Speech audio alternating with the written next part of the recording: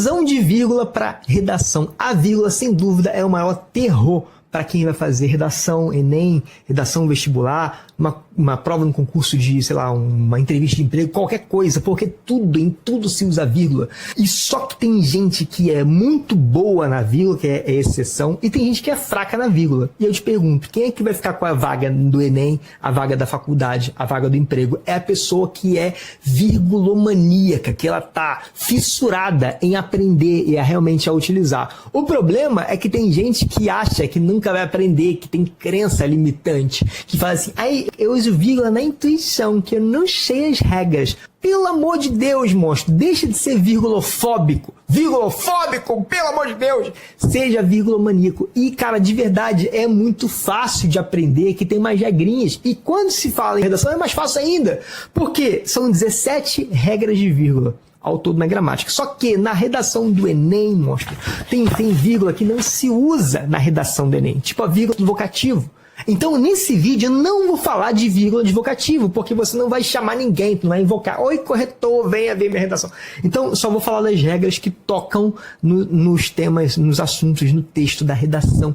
Preste atenção, então, agora. Bora pro meu tablet para tu aprender essa regra aqui rapidão. A primeira coisa que você tem que entender é, a gente não pode partir direto para as regras. Primeiro, a gente tem que ver se você tem alguns conhecimentos básicos. Porque se você não tiver esses conhecimentos básicos, não vai adiantar nada. Por exemplo, não vai adiantar nada eu falar, tem vírgula entre sujeito e verbo. Se você não sabe identificar um sujeito posposto, por exemplo. Quais são os conhecimentos básicos que eu preciso que você tenha? Na verdade, eu não, né? Porque eu sei, você que precisa ter esses conhecimentos. O primeiro conhecimento básico é o conhecimento de quê, profinho? Meu Deus! O conhecimento de um sujeito da frase. Eu vou dar um exemplo aqui agora. E todos os exemplos dessa aula vão ser exemplos dissertativos. Ou seja, não vou falar exemplo assim, vovó viu a uva, porque tu não vai escrever vovó viu a uva na tua redação. Então, por exemplo, se a gente pega uma frase assim, o Brasil busca o progresso. Aqui a gente tem uma frase, certo? Composta de um sujeito, um verbo e um objeto. Profinho, quem é o sujeito da frase? O sujeito dessa frase aqui é o Brasil. Por quê? Porque o Brasil é o comentário principal que eu estou fazendo. Sujeito, geralmente, é aquele sobre o qual eu estou comentando alguma coisa. Aquele que recebe meu comentário. Aquele que é comentado. Estou comentando alguma coisa relacionada ao Brasil. Pronto, você já entendeu então o que é um sujeito. Um outro conhecimento que eu preciso que você tenha é saber o que é um verbo. Nessa mesma frase aqui, por exemplo, o Brasil busca o progresso. A gente viu que a palavra Brasil é o sujeito, que é aquele sobre o qual eu estou comentando alguma coisa, e o verbo é o próprio comentário que eu estou fazendo, é o núcleo do comentário. Então, o verbo é o busca, ou seja, o Brasil o quê? O que tem o Brasil? Ele busca, é o verbo. E o verbo ele pode ser conjugado. Eu busco, tu buscas, ele busca. Nós buscamos, vós buscais, eles buscam. Então, aqui eu já sei que é um verbo. Entre esses dois caras aqui, entre sujeito e verbo, existe uma relação que a gente chama de relação sintática. E essa relação sintática não pode ser separada. Quando você, por exemplo, coloca uma vírgula entre um sujeito e verbo, você está separando a oração, está separando uma relação sintática. Você não pode fazer isso. Um outro conceito muito importante é o conceito de oração. Galera, oração nada mais é do que uma frase que contém um verbo. Pronto. Então, aqui a gente tem uma oração. E a palavra principal, o termo principal de uma oração, que a gente chama de núcleo da oração, é o verbo. Portanto, se numa frase eu tenho um verbo, eu tenho uma oração. Se eu tenho dois verbos, eu tenho duas orações e por aí vai. O verbo é o núcleo, ou seja, é o elemento mais importante de uma oração. Então, por exemplo, se eu tenho essa frase aqui, o Brasil, por exemplo, essa frase aqui, o Brasil busca o progresso e continua negligente. Vamos contar quantos verbos eu tenho nessa frase? Eu tenho o primeiro verbo, que é o verbo buscar. Sempre que você estiver falando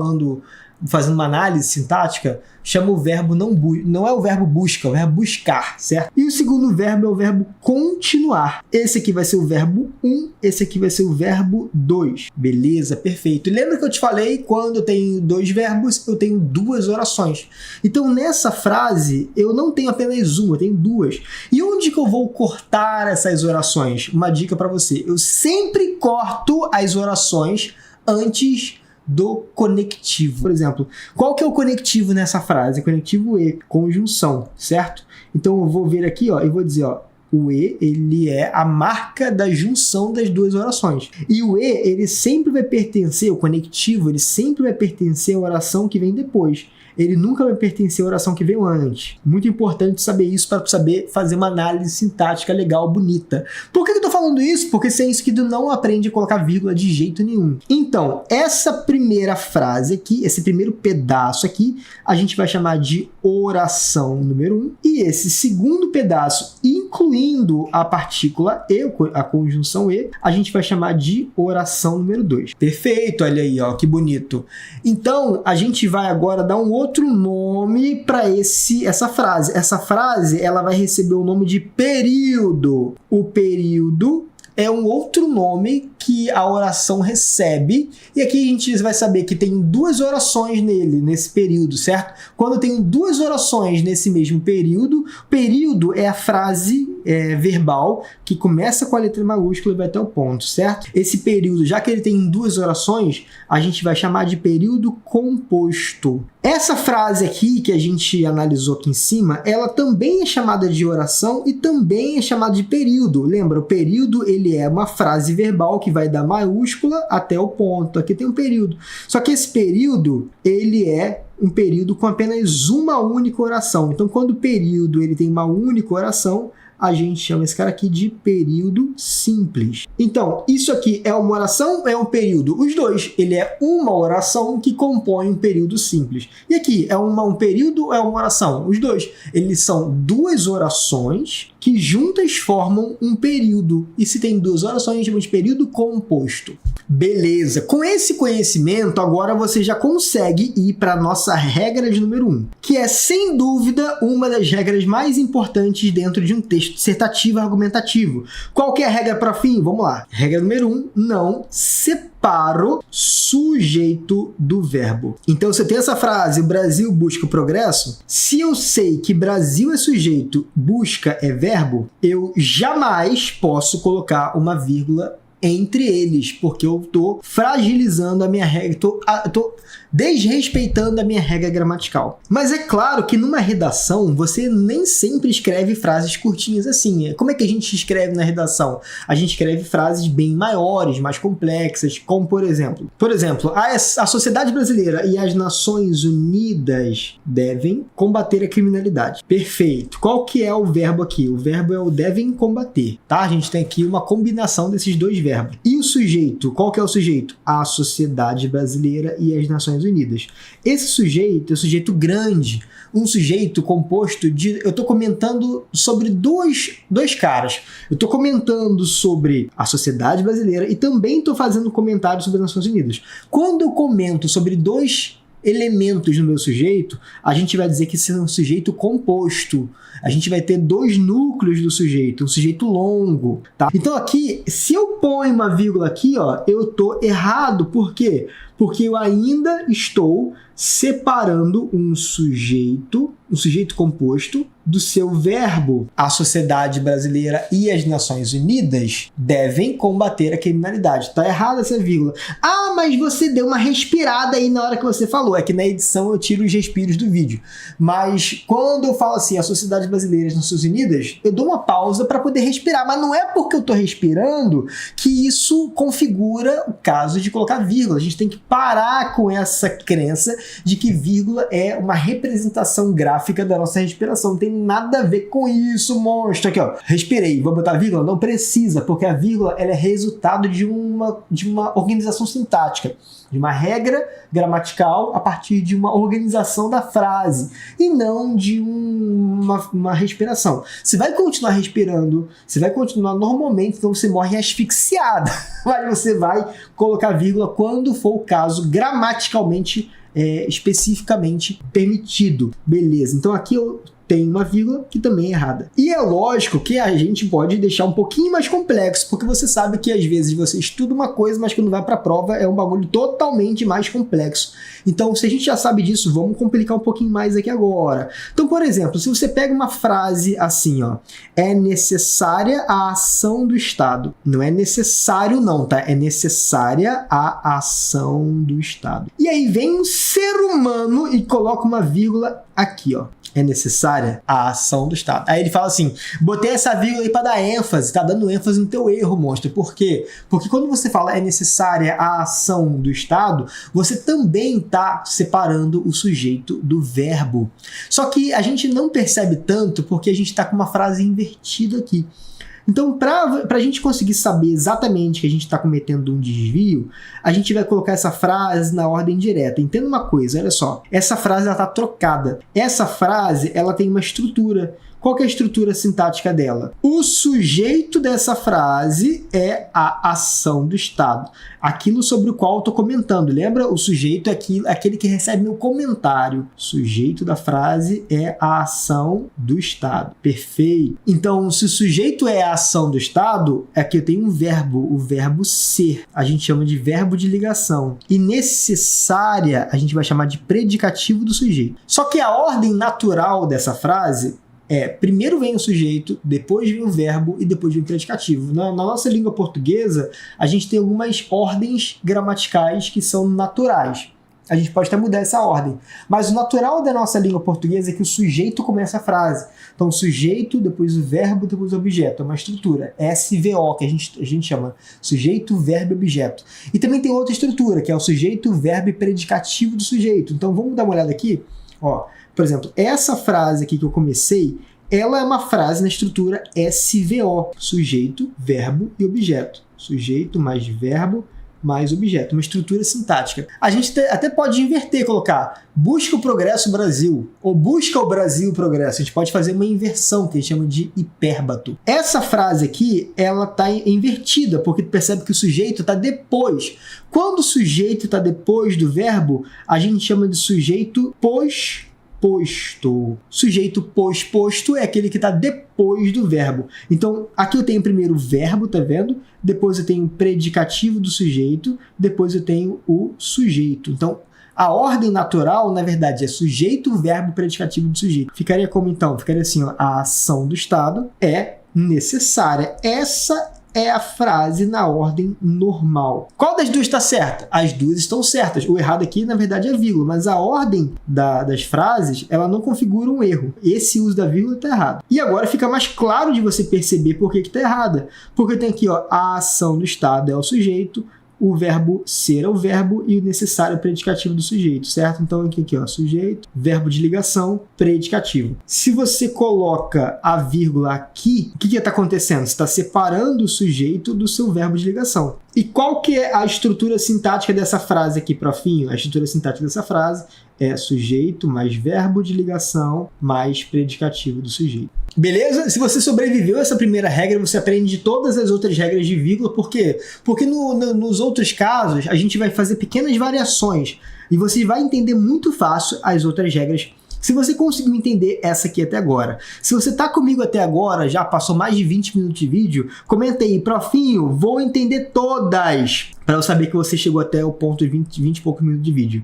Você é guerreira, merece aprender vírgula para sempre. Você vai ser aquela pessoa que quando as outras pessoas estiverem com dúvida, elas vão perguntar para você. Fala assim, e aí fulano, tem vírgula aqui ou não? E você vai dizer, cheio de marra, vai dizer assim, olha, aprenda vírgula. Mentira, tu vai falar a verdade, se tem vírgula ou não. A segunda regra é a seguinte, profinho, não separo orações de mesmo sujeito. Vamos supor que a gente tenha a frase seguinte, ó, alguns indivíduos são preconceituosos e promovem o ódio. Beleza. Qual que é a análise dessa frase? Quantos verbos eu tenho? Começa contando o verbo.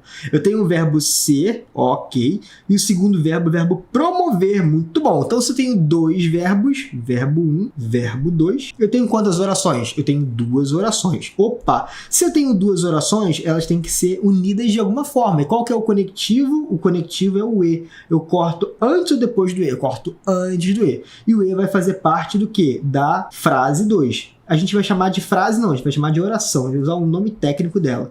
Então aqui eu tenho uma oração de número 2, e aqui eu tenho essa primeira aqui é uma oração de número 1. Beleza, perfeito. E juntos, e essa frase também pode ser chamada de período composto. Beleza, perfeito. E aí qual que é a regra? A regra é clara, Arnaldo, qual que é? Eu tenho aqui o verbo ser e o sujeito dele é alguns indivíduos, certo? Já entendeu o que é um sujeito. Então, alguns indivíduos, sujeito do verbo ser. Entendeu aqui, né? Beleza. E aí eu te pergunto, quem promovem o ódio? Quem é o sujeito do verbo promover? A gente vai aqui fazer uma análise para redação, tá? Porque se você estiver fazendo uma prova para concurso público e se te perguntarem qual é o tipo do sujeito do verbo promover, você vai dizer que é um sujeito oculto.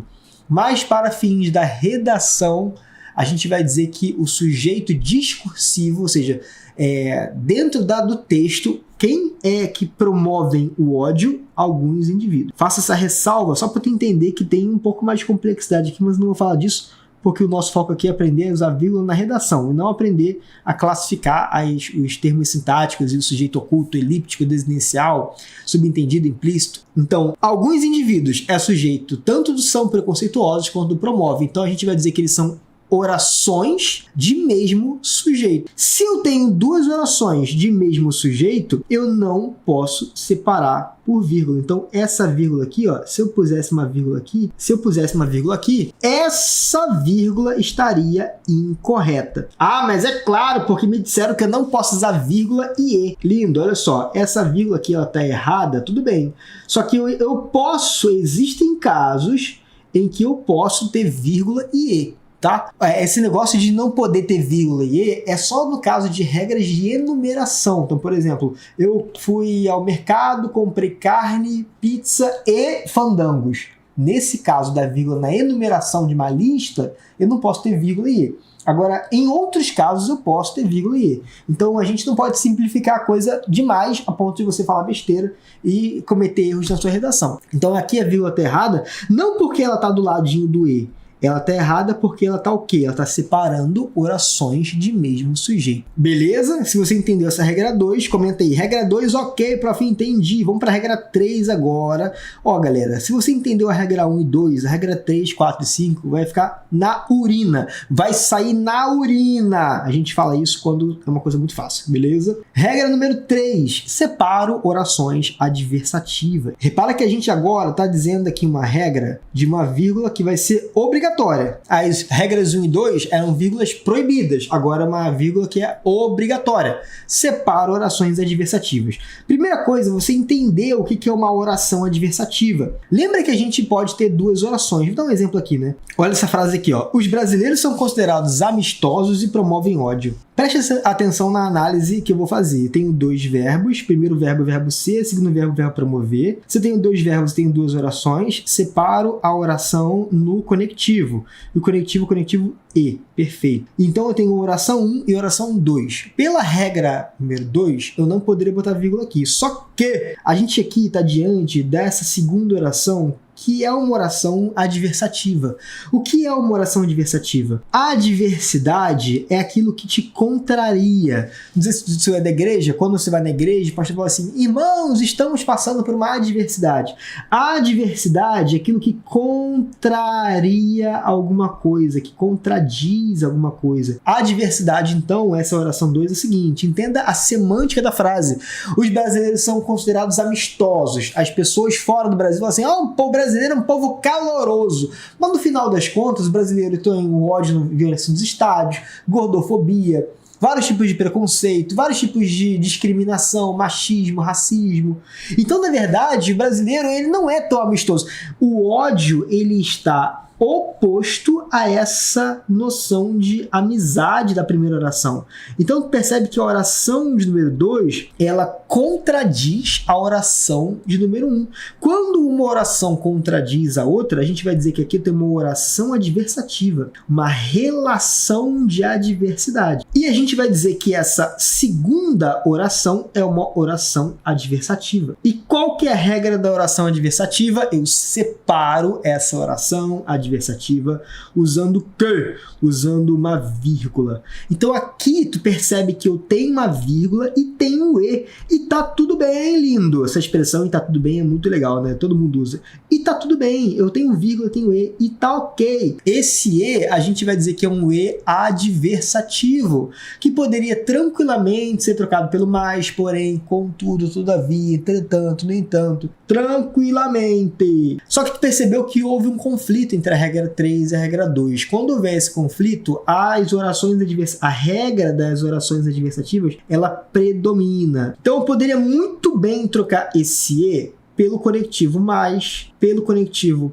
porém, contudo, todavia, entretanto, no entanto e etc. E todos esses conectivos juntando orações, eles vão ter vírgula antes, tá? Então, tá na dúvida se tem vírgula ou não, tenta trocar esse e por algum dos outros conectivos de adversidade. Se você conseguir trocar esse e pelo mais, pelo porém, pelo contudo, pelo todavia, entretanto, é porque vai ter uma vírgula antes dele tranquilamente, entendeu isso? Beleza. Esse e aqui, a gente vai dizer que ele é um e adversativo, ok? Enquanto o e da frase anterior, esse ezinho aqui, ó, ele não é um e adversativo. Nesse caso, esse e, ele é um e aditivo. Você percebeu que é o mesmo conectivo, só que dependendo do contexto onde ele se encontra, ele vai ser aditivo, se ele estiver juntando orações de mesmo sujeito com relação de adição, ele vai ser adversativo se ele estiver juntando orações que se opõem, certo? E geralmente algumas provas de concursos perguntam qual é o e que tem na frase valor adversativo. Tem que fazer essa análise inicialmente. Olha, muito bom, já tá aí, ó, mais de meia hora de vídeo, então tu é raiz, tu é concurseiro, concurseira raiz, tu é vestibulando a raiz, top! Vamos agora para a regra 4. A regra 4 é muito boa. Regra 4. Separo orações de sujeitos diferentes. O preconceito afeta o Brasil e as vítimas sofrem. Imagina essa frase, beleza. Qual que é a análise dela? Dois verbos, duas orações. Primeiro verbo afetar, segundo verbo, sofrer. Se eu tenho dois verbos, eu tenho duas orações. Se eu tenho duas orações, eu tenho um período composto. Cada verbo vai ter o seu sujeito. E qual que é o sujeito dele? Do primeiro, preconceito é o sujeito do verbo afetar. E as vítimas, sujeito do verbo sofrem. O preconceito, sujeito do verbo afetar. As vítimas, sujeito do verbo sofrer. Então eu tenho sujeito 2 para o verbo 2 e sujeito 1 para o verbo 1. Percebeu? Então, cada verbo tem o seu sujeito. Então, cada oração tem o seu sujeito. Onde que eu corto a oração? No e. E a regra é a seguinte: eu separo orações de sujeitos diferentes. Muito bom. Então, essa vírgula está correta. E se eu tiver orações com sujeitos diferentes e uma oração adversativa sendo a segunda oração? Entendeu ou não? Vamos supor que... Vamos fazer um exemplo aqui. Imagina que eu tenho a primeira frase. Preconceito afeta o Brasil e ninguém liga. Não vou escrever assim não, que você vai achar que você pode escrever assim na redação. Não pode escrever assim porque é coloquial. E o Estado não muda. Tá? Uma frase meio aleatória, só para caber aqui na mesma linha, para tu ter visão da linha. Certo. Eu tenho um segundo verbo, que é o verbo mudar. O sujeito dele é a palavra o Estado, o sujeito é o Estado. E você percebe que entre essas duas orações existe uma relação de oposição. Porque se o preconceito afeta a nação, afeta o país, Brasil, qual que é a expectativa? Que o Estado teria que fazer uma coisa mudar. Então a expectativa foi quebrada. Essa segunda oração é uma oração adversativa. E qual que é a regra da oração adversativa? Separo orações adversativas. Opa, na verdade o e, ele faz parte dessa oração. O e, ele nunca fica solto, ele faz parte de uma oração. E essa frase, ela também vai ter a vírgula. Essa vírgula, então, ela tem dois motivos. Essa vírgula aqui, ela está sendo usada porque eu estou usando duas orações, sendo uma delas adversativa, e ela também está sendo usada porque eu estou juntando duas orações com sujeitos diferentes. Muito bom, vírgula super correta, tu entendeu essa regra 4, agora está preparado para a nossa última regra da aula, que é a regra 5. Separa separo adjuntos adverbiais. E aqui tem um ponto muito importante, por quê? Porque a gramática da língua portuguesa, ela separa os adjuntos adverbiais em dois grupos de acordo com o seu tamanho. Adjuntos adverbiais pequenos e adjuntos adverbiais grandes. E o que determina o tamanho de um adjunto adverbial? A quantidade de palavras que eles têm. Então, por exemplo, se eu tenho um adjunto adverbial de até 2 palavras, ele é considerado um adjunto adverbial pequeno. Então, se eu tenho, por exemplo, o adjunto adverbial hoje, adjunto adverbial de tempo, ele tem apenas ele é uma palavra, ele é um advérbio, e o adjunto adverbial pequeno, ele é um advérbio na função sintática de adjunto adverbial pequeno. Então, se eu tenho outro adjunto adverbial, por exemplo, no Brasil, é um adjunto adverbial de lugar, também pequeno, porque eu tenho uma palavra. Ué, mas peraí, Brasil são 2 palavras. Não, lindo. Na conta, a gente só considera palavras que têm um significado. A gente não considera preposições, artigos. A gente só considera que a gente chama de palavras lexicais, tá? Então, Brasil é uma palavra lexical. Não é uma palavra lexical, uma palavra gramatical, a gente não conta. Então, por exemplo, na sociedade contemporânea, a gente tem 2 palavras. Ah, mas a palavra contemporânea é a palavra grande. Não quero saber a extensão da palavra, eu quero saber a quantidade de palavras. Então, esses 3 caras aqui são adjuntos adverbiais pequenos. Isso é muito importante para tu saber e para tu entender a regra a fundo, tá? E quais são os adjuntos adverbiais grandes? São adjuntos adverbiais que tem mais do que 2 palavras, tem 3 palavras lexicais ou mais, ou orações. Então, por exemplo, se eu tenho a palavra aqui, ó, se tem a palavra na sociedade brasileira contemporânea, na sociedade contemporânea brasileira, pronto aí, ó. Agora eu tenho 3 palavras lexicais, ele vai ser considerado longo. E também, se eu tiver, olha aqui que importante, ó, uma oração adverbial, ela vai ser considerada um adjunto adverbial grande. Então, por exemplo, quando ocorre, ó, vamos supor assim, ó, as crises, quando ocorrem, afetam a todos. Então, esse quando ocorrem é um adjunto adverbial de tempo, porque ele está mostrando o tempo da ocorrência da crise. Só que esse adjunto adverbial, ele é diferente dos adjuntos adverbiais de cima, porque aqui eu tenho um verbo. O verbo ocorrer é um verbo, claro, né? Então, se eu tenho um adjunto e ele tem um verbo, a gente vai chamar ele de oração adverbial. E as orações adverbiais são consideradas grandes, mesmo que tenham 2 palavras, mesmo que seja apenas uma única palavra. E se eu tenho uma oração adverbial, eu tenho um adjunto adverbial, e aí posso colocar, esse aqui é uma oração adverbial de tempo, certo? A gente vai dar um nome para ela. O nome completo dessa oração é oração subordinada adverbial de tempo. Prof, nunca soube classificar o nome de cada oração. É porque a gente tem que entender cada palavra tem um motivo. Tipo, por que o nome é oração? Porque tem verbo. Por que é subordinada? Porque exerce uma função sintática dentro da frase. Por que é adverbial? Porque tem noção de advérbio. Por que é de tempo? Porque traz uma noção temporal. E quando eu tenho isso aqui, eu tenho que colocar vírgula antes e depois. E agora, deixando aqui mais clara a regra, que eu, na verdade, queria chegar nisso. O que diferencia? Por que eu separei isso aqui? Porque quando eu tenho um adjunto adverbial pequeno, a vírgula é facultativa. O que significa vírgula facultativa? Eu não sou obrigado a colocar. Eu coloco se eu quiser. Quando eu tenho um adjunto adverbial grande, a vírgula é obrigatória. Muito bom. Ó, com base nisso aqui, tu já consegue matar todas as questões. Questões não, né?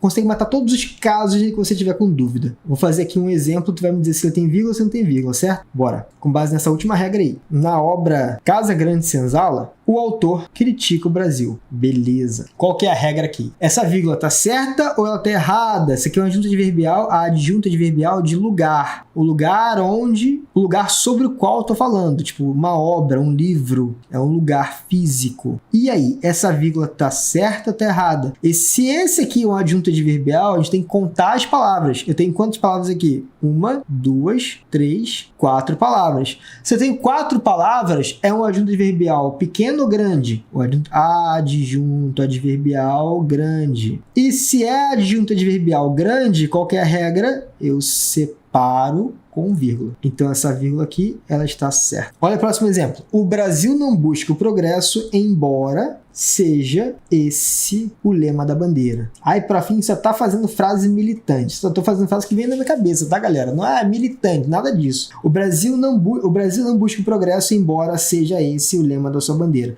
E essa frase aqui, galera, é uma oração adverbial. Eu não vou conseguir te explicar agora, porque o foco da nossa aula não é te explicar as classificações das orações. Mas a gente vai dizer que isso aqui é uma oração adverbial concessiva, que é um pouquinho parecida com a oração adversativa, só que da oração subordinada. Não vou falar disso aqui agora.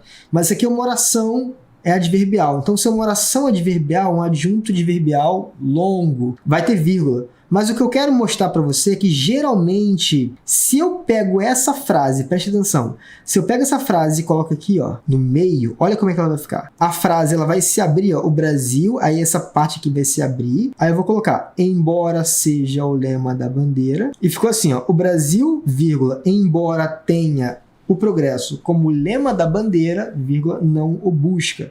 Então, qual que é a oração subordinada aqui? Essa aqui, ó, embora tenha o progresso como lema da bandeira. Oração subordinada, adverbial, concessiva, um adjunto adverbial longo, e vai ter uma vírgula antes dele e vai ter uma vírgula depois dele, certo? Que eu estou isolando o adjunto adverbial, eu chamo de isolamento do adjunto, certo? Uma dica para você, o conectivo embora, ele sempre vai ser um conectivo de uma oração adverbial. Então, percebeu que na sua oração tem o conectivo embora, haja vista, quando, a fim de separado, por meio de, são conectivos adverbiais. Eles iniciam orações adverbiais, apesar de. Então, esses conectivos sempre vão ter uma vírgula antes. E você, quando bater o olho no embora, no quando, no a fim de, no por meio de, no apesar de, você já sabe que eles são conjunções adverbiais. E se são conjunções que marcam orações adverbiais grandes. E você vai colocar vírgula antes dele. Muito bom, fiquei muito feliz porque tu ficou até o final do vídeo. Então agora eu vou te dar uma sugestão de vídeo que é muito bom também, vai te ajudar muito. Vou deixar aqui o link, clica nele e continua assistindo que ele é muito bom. Vai, clica aí.